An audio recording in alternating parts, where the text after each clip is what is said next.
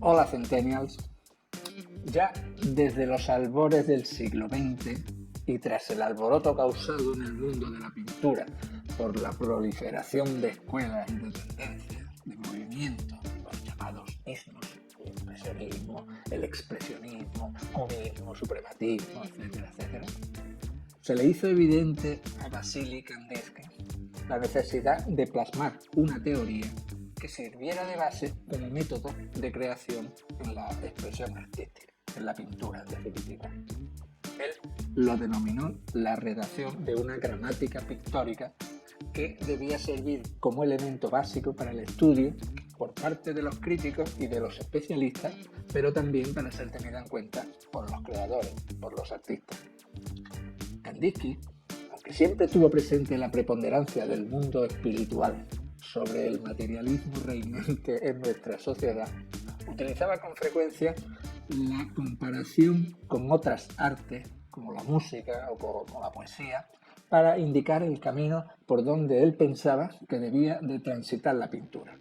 Así, de la música decía que no necesita imitar los sonidos de la naturaleza para expresar emociones y sentimientos, ya que puede estar muy bien copiar el canto de los pajarillos con una flauta o aturdir, como hace el tambor cuando imita el trueno de la tormenta.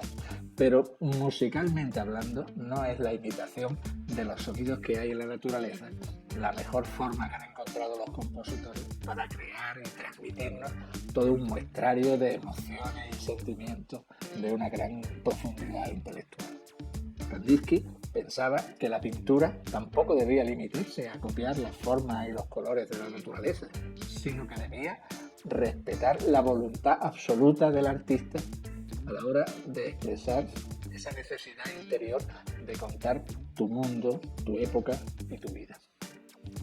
En otras ocasiones utilizó ante sus alumnos de la Bauhaus el ejemplo de hablas humanas, del lenguaje tan dispar y al mismo tiempo tan reglado, que es capaz de expresar con una sucesión articulada de sonidos de nuestra garganta los sentimientos más elevados que podamos pensar. Y para ellos tampoco necesita imitar los ruidos que hay en la naturaleza. Está bien saber cómo imitar el canto del gallo, pero de nada me sirve cuando pretendo explicarle, por ejemplo, a mis alumnos qué es la filosofía presocrática. También pretendía Kandinsky habilitar una serie de métodos, de conceptos que permitiera la comprensión de la pintura y su utilización por parte de todos. Cuando habla de una gramática pictórica, se está refiriendo a la definición conceptual de lo que deberían de significar las distintas líneas o figuras geométricas, su gravedad, su movimiento, su colocación en el plano, las diferentes formas, su importancia y su interacción.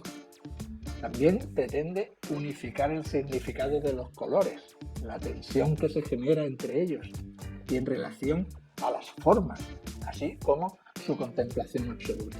En fin, que pretendía establecer la identidad originaria de las leyes de la composición en el arte pictórico. Bueno, pues lo mismo que ha pasado con los idiomas, que son todos tan distintos unos de otros, que incluso teniendo reglas parecidas, utilizan distintas expresiones para referirse a las mismas cosas.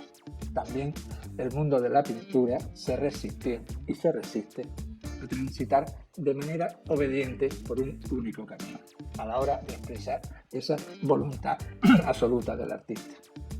Porque aun existiendo algunas convenciones generales sobre las influencias del color en la psique humana, la cantidad de combinaciones, de tonalidades, de influencias de unos sobre otros, nada más que en el aspecto de los colores, es tan formidable que sería bastante irrelevante pretender una enumeración de sus distintos significados, cuando además también podría ser bastante discutida en función del tiempo, de la época o de los países. Otro tanto habría que decir con respecto a la forma y su codificación con carácter voluntarioso y dominante. Entonces, ¿se podría decir que Kandinsky fracasó en su intento? Pues no, porque a mi entender, una gran parte de su objetivo sí cristalizó si consideramos que muchas generaciones generaciones nuevas de pintores contemplaron la pintura abstracta como la forma más genuina para la expresión del sentimiento pictórico. Su dispersión por la mayoría de los países del mundo dio lugar a que se estudiara en las universidades, a que se cotizara en las subastas de arte, a que se exhibiera en los museos más importantes del mundo. Y todo ello sin necesidad de someterse a ninguna regla, sin la coacción de un formato o de una temática determinada. Tan solo respetando al máximo la libertad de creación de los artistas y otorgándoles con su reconocimiento el valor extraordinario de su aportación única e indispensable en la evolución del mundo de las ideas. Hasta otra, Centennials.